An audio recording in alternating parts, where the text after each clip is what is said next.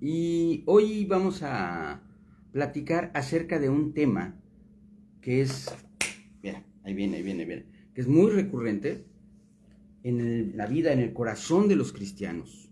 Es una situación que a nosotros que estamos tan familiarizados con la libertad que Cristo nos da, tan cercanos en nuestro corazón, en nuestra alma, a las cosas que Dios ha hecho por nosotros y por la gracia con la cual nuestras vidas fueron transformadas, nuestras vidas fueron cambiadas para siempre, porque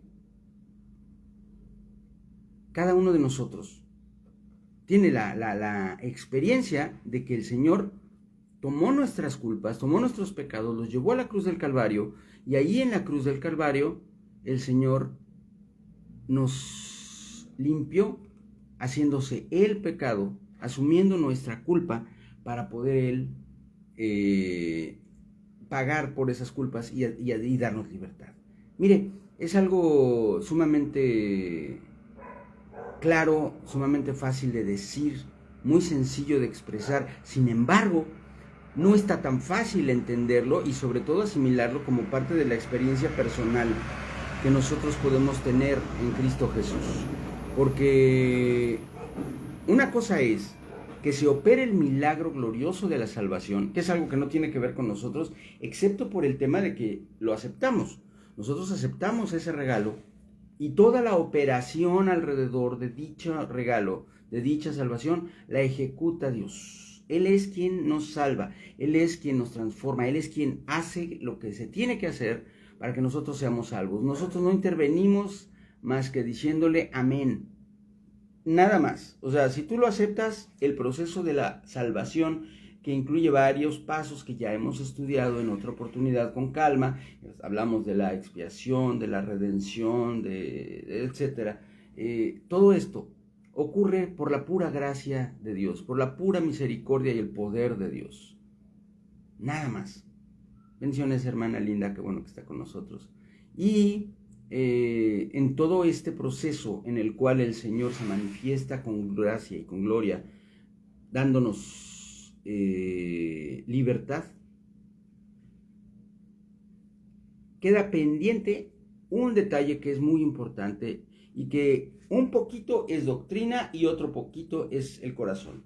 Este detalle es el aceptar la remisión de los pecados en nuestro corazón. Es decir, el aceptar que ya somos libres de culpa, el creernos que verdaderamente esas cosas feas, esas cosas oscuras, esas cosas vergonzosas, esas cosas tristes que nosotros podemos recordar de nuestras propias vidas, ya han sido lavadas con la sangre del Cordero y ya no tienen influencia, ya no tienen efecto en nuestra vida, en nuestro estado y en nuestro destino. La culpa. La palabra culpa, déjeme leerle un poquito la definición, porque hay dos acepciones para la palabra culpa. Ahí le va. Una de ellas es esta, ¿no? Falta o delito que comete una persona de forma voluntaria. Esta es la primera definición que tenemos. La segunda definición que tenemos es esta: responsabilidad o causa de un suceso, de una acción negativa o perjudicial que se atribuye a una persona o a una cosa. Es decir, por una parte nosotros hablamos de la culpa como el hecho objetivo de la comisión de un delito, de la comisión de un pecado. Si yo agarro una moneda que no es mía y me la robo, estoy siendo definitivamente culpable de robo. Así de simple, porque yo la agarré. El acto me hace culpable. Sin embargo, desde el punto de vista humano, desde el punto de vista espiritual también, si yo acaso pudiera ocultar mi acto, entonces no se me asignaría responsabilidad por el acto. O sea, la culpa, desde un punto de vista desde el punto de vista de la humanidad, que somos imperfectos y no tenemos toda la sabiduría ni todo el conocimiento, podría ser librada. Es decir, yo puedo librar la consecuencia de esa culpa, la consecuencia de mis actos de manera automática, por decirlo de algún modo, en el momento en el que yo consigo ocultarlo. Naturalmente, a Dios no le podemos ocultar nada. Es decir, en el ámbito espiritual, la culpa que yo adquiero al cometer un pecado es una culpa que también me lleva a asumir la responsabilidad del mismo, sí o sí, porque Dios lo sabe todo, porque Dios lo conoce todo, Él es omnisciente. Y si yo robé, si yo maté, si yo engañé, si yo mentí, Dios va a tener perfectamente claro que yo lo hice, porque Él es omnisciente. Pero hay alguien más aparte de Dios que lo sabe también, con toda seguridad, que yo cometí un pecado. Una sola persona aparte de Dios que seguro conoce cada uno de mis pecados y sabe perfectamente que yo los cometí.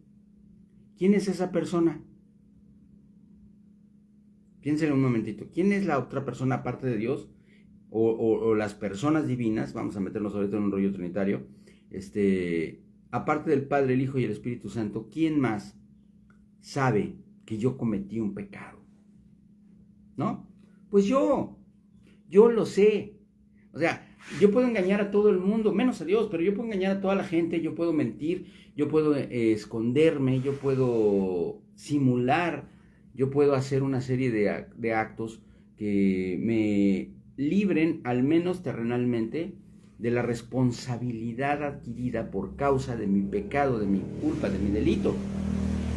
Pero a quien no puedo engañar es a mí. Cualquier persona sana de la mente sabe perfectamente lo que hizo.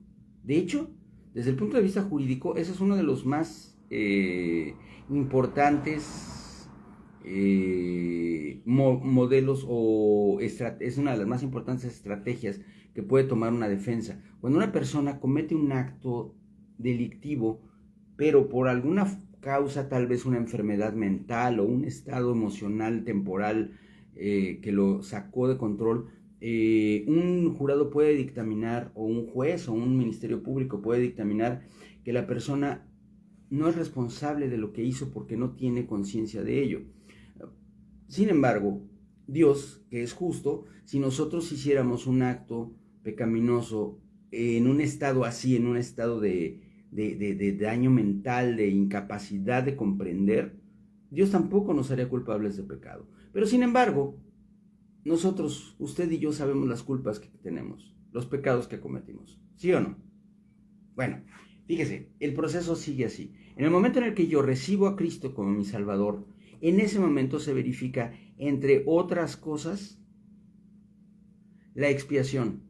La palabra expiación viene del latín ex o exa, que quiere decir sacar o extraer de, y pío, que es la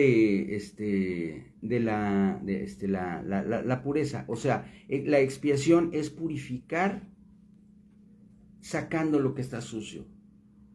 Expiar un pecado es extraerlo, borrarlo, eliminarlo para que el pecador sea limpio. Y la expiación es el acto mediante el cual el Señor Jesucristo toma nuestros pecados, los hace parte del Jesús de la cruz, y ese Jesús de la cruz lleva a la cruz el pecado, y con su muerte, con el derramamiento de su sangre, el partimiento de su cuerpo, ese pecado es borrado, ese pecado deja de tener efecto. Ahora, también entendemos que si hablamos de un Dios omnisciente, de un Dios que todo lo sabe, de un Dios que tiene un conocimiento infinitamente perfecto, el término que nosotros encontramos en el libro de Isaías o en el libro de Amós, que dicen, y Él olvidará todas nuestras culpas y ya no se acordará más, son figurados, porque desde el punto de vista del conocimiento intelectual, el Señor sabe perfectamente lo que hicimos y conoce desde la eternidad y hasta la eternidad cada acto de nuestras vidas, y no lo va a olvidar desde un punto de vista mental. O sea, no va a hacer que le digan, es que Alejandro robó. No me acuerdo. El Señor no va a decir así, el Señor dice, sí robó, pero ya no existe, ya no tiene efecto, ya no tiene importancia. en lo que respecta a mi vida, en lo que respecta a mi destino, en lo que respecta a mi comportamiento, ya no tiene importancia en lo que a Dios respecta, porque Él me ha dado libertad, Él me ha dado la vida, y con la vida Él me dio la salida perfecta y permanente para ese pecado. Es decir, ya nadie puede inculparme de ello, porque ya Cristo lo llevó a la cruz y lo pagó. Sin embargo, esa otra persona que también sabe de mis pecados, o sea, yo mismo también tengo una mente similar, chiquitita, chiquitita, pero similar a la mente de Dios, porque Dios nos hizo a su imagen y semejanza en muchos aspectos. Uno de ellos es ese. Yo también tengo la incapacidad, vamos a decirlo así en mi caso, incapacidad para olvidar desde un punto de vista funcional mis pecados. Yo sí puedo reconocer la limpieza, yo sí puedo reconocer el perdón, yo sí puedo reconocer la expiación de mis pecados y el hecho de que ahora ya no tengo una culpa que pagar. Yo puedo hacerlo, pero puedo hacerlo, no quiere decir que lo haga necesariamente. Y ese es el problema, y ahí estoy llegando al punto que quiero tocar el día de hoy. En ocasiones nosotros nos constituimos en jueces más severos que el mismo Dios sobre nuestros pecados. Y hay momentos en nuestras vidas en los cuales, a pesar de que hemos sido limpios por la sangre de Cristo, nuestras culpas, nuestros pecados, las cosas que andamos cargando, influyen en nuestro comportamiento, influyen en nuestras acciones, influyen en nuestros destinos, incluso porque nosotros modificamos nuestros destinos, porque actuamos o dejamos de actuar, porque seguimos cargando el sentimiento de culpa. Y ahí es en donde viene la acepción que yo le decía. La culpa es la responsabilidad por un suceso. Si yo, siendo culpable de un pecado, he sido perdonado por ese pecado y tengo la oportunidad de restituir de restituir lo que rompí, lo que dañé, lo que lastimé, en la medida de mis posibilidades, como parte de mi proceso de santificación, yo lo voy a hacer. Pero lo que a veces nos ocurre es que sigo viviendo con remordimientos, sigo viviendo con, ahora sí, vamos a usar el término, sentimientos de culpa. Y el sentimiento de culpa ha destruido vidas enteras. El sentimiento de culpa ha hundido en la más profunda oscuridad a personas que han dejado familias, han dejado amores, han dejado trabajos, han dejado fortunas y han dejado ministerios y han dejado toda su vida, porque a pesar del perdón de Cristo, ellos no han podido aceptar en sí mismos esa libertad. A veces se utiliza el término perdonarte a ti mismo. Es un poquito figurado, ¿verdad? Porque finalmente el perdón proviene de Dios. Nosotros no podemos perdonarnos propiamente dicho, pero sí podemos asumir el perdón. A eso se refiere. Tenemos que reconocer y creer el perdón absoluto de nuestros pecados, porque no reconocerlo implica de manera intrínseca el no atribuirle al sacrificio de Cristo el poder y la suficiencia que tiene. El estar en el fondo de nosotros pensando, no basta. O sea, sí, el Señor Jesucristo murió y dio su vida y derramó su sangre y murió en la cruz del Calvario, pero mis pecados son tan malos que yo ya no puedo tener libertad. Y esto, amados hermanos, es negar la suficiencia del sacrificio de Cristo. El problema es que el esclavo de ese sentimiento de culpa soy yo. El que queda atrapado en una red oscura soy yo. Yo soy el que vive pensando en las cosas que ya hice, y a la hora que actúo o que interactúo con personas que a lo mejor ni siquiera se acuerdan ya de mis actos o que ya las pasaron por alto, yo sigo actuando con culpabilidad, yo sigo actuando saboteándome a mí mismo, saboteando mi vida, saboteando mi ministerio, saboteando a mi familia, saboteando mi trabajo, porque sigo cargando con ese sentimiento de culpa y no estoy dejando que Cristo haga su obra completa en mí.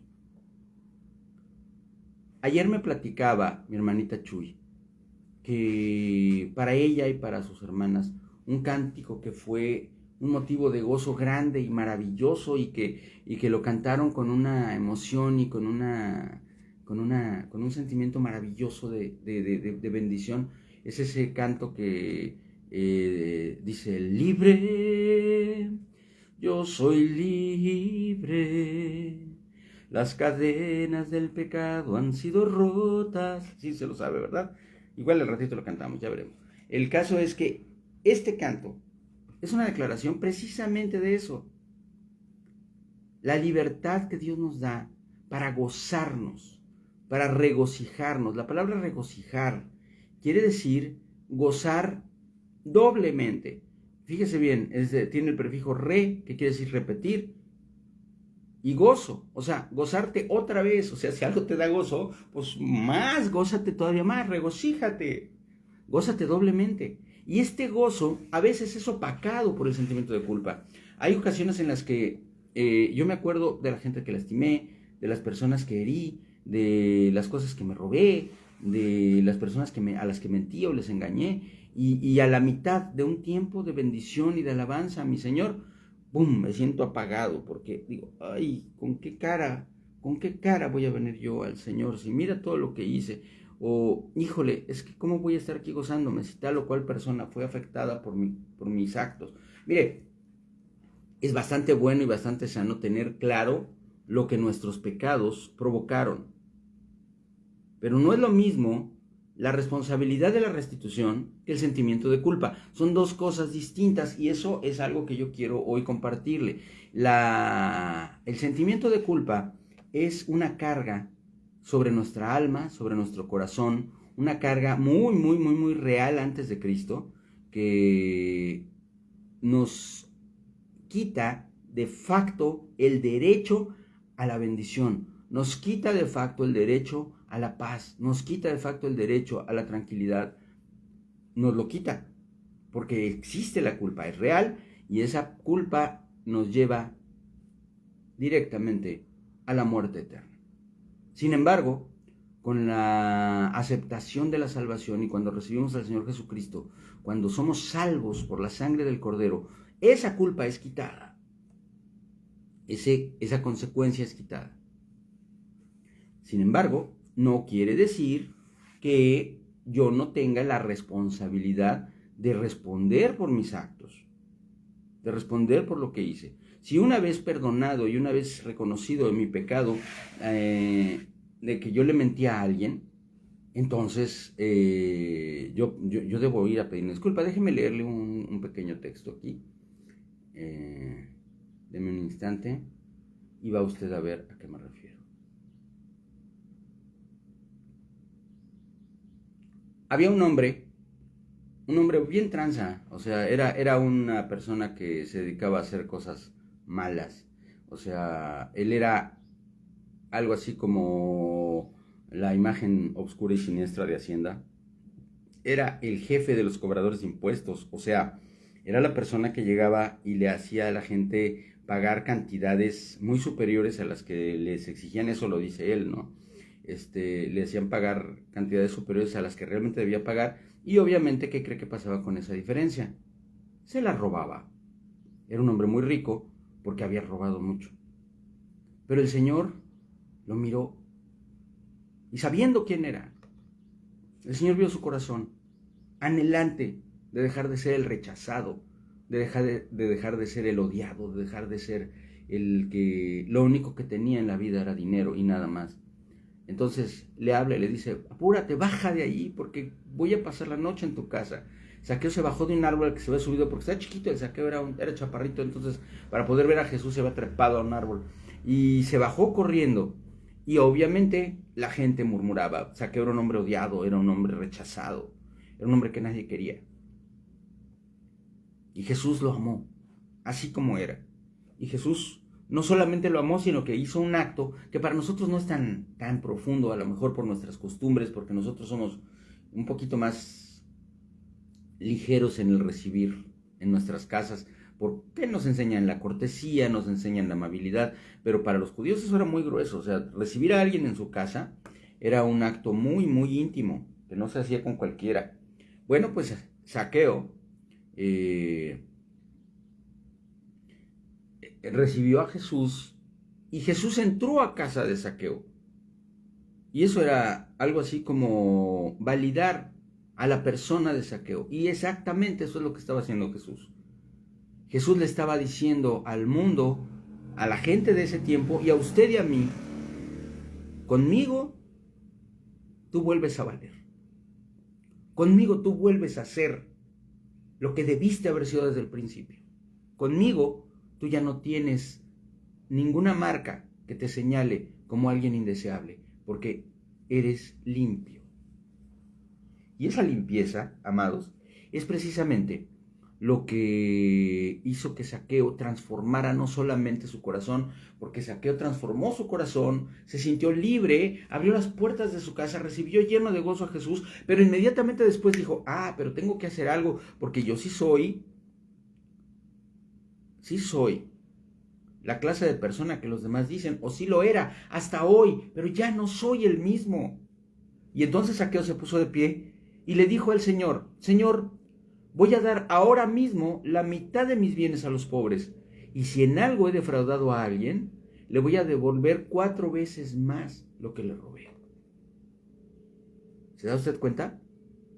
Zaqueo ya no se sentía culpable, pero sí se sabía responsable de sus actos, y asumió la responsabilidad de sus actos, restituyendo a través de lo que él había robado era dinero, ese era su delito, pues dinero regresó, pero cuadruplicado, o sea, como diciendo, por si te afecté, por si te dañé, por si lo que yo hice en algún momento te trajo problemas, trata de resolverlos con esto, yo te voy a dar 4 veces lo que te robé.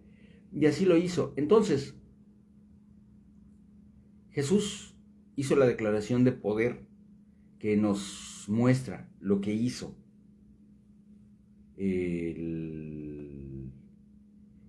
Jesús, porque él dice, hoy ha llegado la salvación a esta casa, pues este hombre también es hijo de Abraham, porque el Hijo del Hombre vino a buscar y a salvar lo que se había perdido. Amados, lo que se había perdido somos tú y yo. Lo que se había perdido somos nosotros. Y Él vino y nos buscó y nos encontró, y habiéndonos encontrado, nos salvó.